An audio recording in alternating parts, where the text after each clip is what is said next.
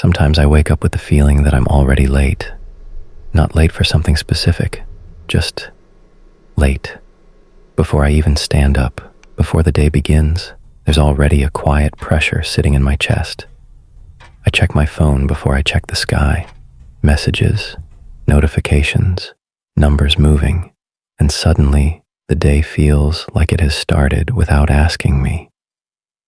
If I'm not doing something, if I'm not moving, if I'm not producing, I feel uncomfortable, almost invisible. They taught us that time is gold, that every minute should count, but they never really said who benefits from that counting.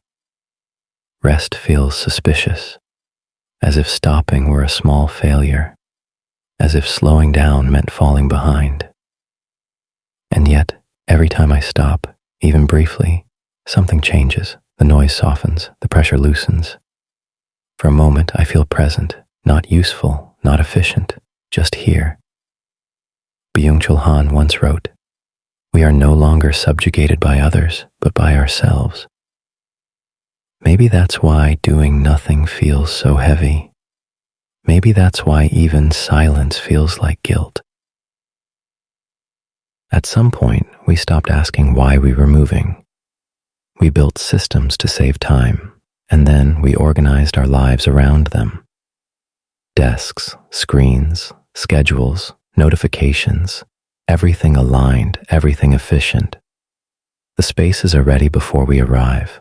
The machines are awake before we are. We type, we scroll, we answer, not because we choose to, but because something expects us to. Movement without destination, activity without meaning, busy but strangely empty. The city moves even when we don't. Escalators carry us, trains repeat their paths, lights stay on.